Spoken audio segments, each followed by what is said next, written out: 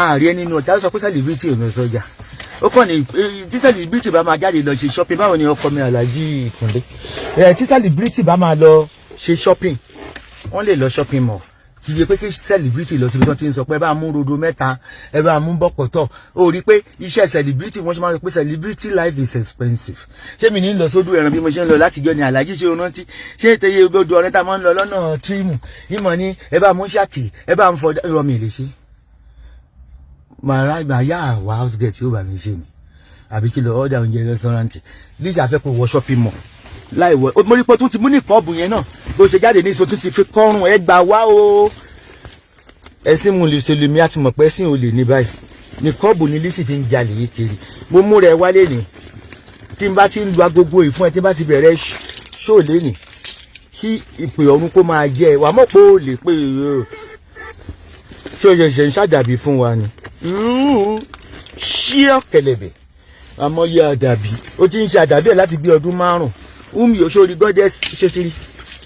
tí máa lò fún ẹ lénìí ni tí máa lò fún ẹ lénìí ni màdé máa porúkọ ẹ tí máa lò fún ẹ lénìí mo sọ fún ẹ pé gbogbo agbára tó lóun lò yẹn gbogbo àfọ̀ṣẹ tó lóun lò yẹn wàá fowó ṣe lèmi ìfowó ṣe mi gangan ní babaláwo ọ̀dì sẹ́ńtì màmá Mósè ló bá dẹ̀ ń pariwo obìnrin ṣé wọ́n ń pè sọ́dọ̀ tí ẹni iṣẹ́ ẹni best caller ni abo lórí burúkú olè ajíṣàtì oníṣàtì for analysis olórí burúkú olè ẹni tí olè yìí ṣáá atúnbọ̀ wà analyze kéèyàn máa jíṣàtì oníṣàtì Lizzy olè yìí èrè shopping mall wà mí kò bọ́dí dàgàrì bá níyì Lizzy bọ́ shopping mall wà wọ́n àwọn ẹrú ikú ẹ̀kọ́ máa bọ̀ Lizzy local shopping mall wà yìí tẹ́ bá fẹ́ wá Eurospan ni mo wà Eurospan ni mo wà abo fẹ́ wẹ̀yìn mi bodyguard kẹ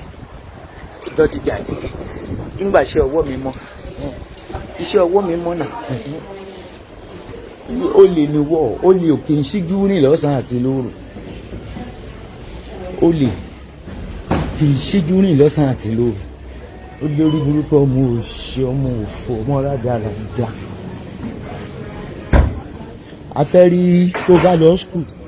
afẹ́rí yúkọ gbogbo ẹni tẹ́lẹ̀ skul tẹ́lẹ̀ ń ṣiṣẹ́ fún School of Agric University of Ibadan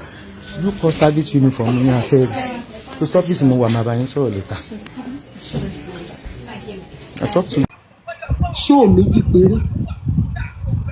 ṣóò méjì péré why imagine jọ tẹ́sábọ̀dù bẹ̀rẹ̀ kí n ti dúró kí n bá yín dọ́gba and I regret it not attacking you guys on time. Lọ́jọ́ tẹ́sábọ̀dù ti bẹ̀rẹ̀ àti Ìyábọ̀ Òjó ló yẹ kí n ti bẹ̀rẹ̀ sí ní fún yín jẹ.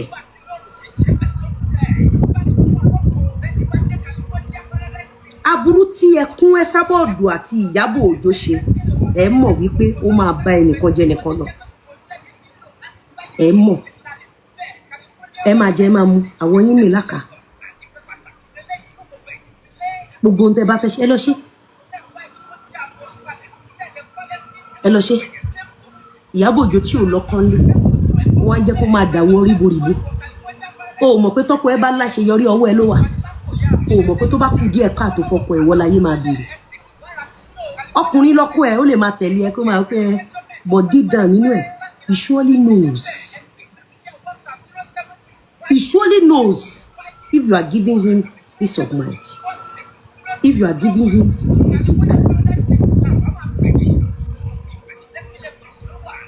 Ìyábọ̀ Òjó wá dé fún yín níròyìn ẹlẹ́jẹ̀ ṣé bẹ́ẹ̀ mọ kábíyèsí yẹn ẹ̀ ṣe pé kábíyèsí Lizzy máa ṣe báyìí ṣe bí ńgbà tẹ́ ẹ̀ ń ṣe kàfé mi ṣe bẹ́ẹ̀ mi ń pe kábíyèsí ṣe bí kábíyèsí ń pè mí ṣé o mọ gbólóhùn tó sọ fún mi nínú ọgbà DSS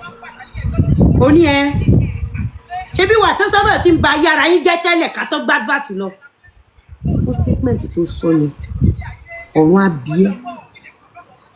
ilẹ̀ ọ̀gẹ́rẹ́ abiyẹ́ afẹ́fẹ́ abiyẹ́ omi abiyẹ́ statement tó sọ ni so ó mọ̀ wípé Ẹsábọ̀dù ń pààyàn ó mọ̀ pé Ìyábọ̀ Òjó ń pààyàn ẹgbẹ́ advert nílò rẹ̀ ilẹ̀ lọ tọ́jú sọ́dọ̀ wọn mi ní mọ́tìṣọ́ tí mo fẹ́ ṣe fún ẹ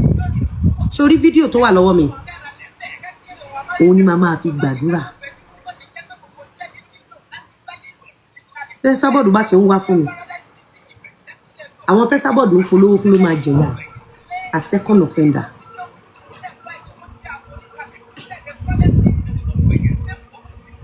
Obìnrin tó bá níláárí kò kí ń lajú sílẹ̀ káyé ọkọ ẹ̀ bàjẹ́.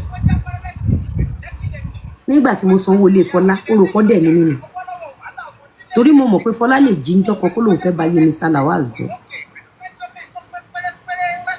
Ẹ rò pọ́ dẹ̀ ní mi, ẹ rò pé mi mọ nǹkan tí mo ṣe, ẹ rò pé mo gọ̀, abẹ rò pé ìyàwó kó jẹ mí, abẹ rò pé mi rọ́kùnrin rí. Nígbà tí mo sanwó ilé Fọlá mo ti mọ̀ pé one day Ìyábọ̀ Òjó will contact Fọlá. Ṣó wá dáa kí Fọlá lọ sórí íńtánẹ́ẹ̀tì káwa náà má rí ẹ̀rí ẹyọ kan mú jáde pé oore tá a ṣe fún rẹ̀. Ó wá ń tẹ̀lé ìwọ tó wà ní ọkọ, ó wá ń tẹ̀lé Ìyábọ̀ Òjó tí ò sí ní ọkọ, ó wá bẹ̀rẹ̀ sí lọ ṣe orí aláìṣẹ̀, ó wá ń step on toes. Ǹjẹ́ wọ́n mọ̀ pé mi pẹ̀lú ẹni tó daṣọ àṣírí bo ẹ̀gbọ́n ẹ̀ Táíwò ọjọ́ tó fàyè sílẹ̀. Wàá rí pẹ́lòmí ẹ̀ máa le ẹ̀ ní bá torí ẹ̀ mọ̀ èyí tó ti ṣoore fún nínú ẹbí yín. Tán bá pe kádàrá ẹ̀gbọ́n ẹ̀ jókòó lénìí mo mọ̀ pé a máa bínú sí ẹ. A máa bínú sí ẹ. Lọ́jọ́ tí Ìyábọ̀ Òjó gbé tẹ́ksì wá, tẹ́ksì yẹn eruku yọ ní fùrọ̀ tẹ́ksì yẹn. Èmi mú Ìyábọ̀ mo mú sínú mọ́tò AC. Mo wọnú mọ́tò mi mo fi skáàfù bo ìṣẹ̀dá Ìyábọ̀ Òjó. Tí n bá wá ń gègé fún ìṣẹ̀dá Ìyábọ̀ Òjó yẹn o ò mọ̀ pé orí ọjọ́ kan tí mo ṣe fún yẹn á jẹ́ kí èpè mi kó máa jókòó sínú ìṣẹ̀dá Ìyábọ̀ Òjó tọmọtọmọ. O ò ní gbọ́ o ò ní gbà torí lójú yín bí kí gbogbo olè àgbáyé jẹ́ ti yín ni. O ò ní gbọ́ o ò ní gbà o ò mọ̀ pé téèyàn bá fẹ́ ṣubú láyé ó ní rìn téèyàn máa rìn. Téèyàn bá fẹ́ ṣubú láyé tí n bá jẹ́ family member ẹ tí n bá jẹ́ tó bá yẹ pé mo sì bẹ́ẹ̀ gún ẹ Kẹ́hìndé sọ̀rọ̀ tó bá jẹ́ pé ará àta kan lẹ́sàbọ̀dù ló lọ ń attack tó ń polówó fún mi máa ti pe ẹ̀gbọ́n ẹ Kẹ́hìndé sọ fún àbúrò ẹ kó má bàa tọrọ jẹ. Ṣó rò pé Sábọ̀dù láìkí ọkọ ẹ ni? Ṣé ṣó tẹ́sábọ̀dù ń ṣé ó ju ẹni tó láìkí ọkọ ẹ lójú ẹ? Ká sọ pọ́kùnrin ò ríran,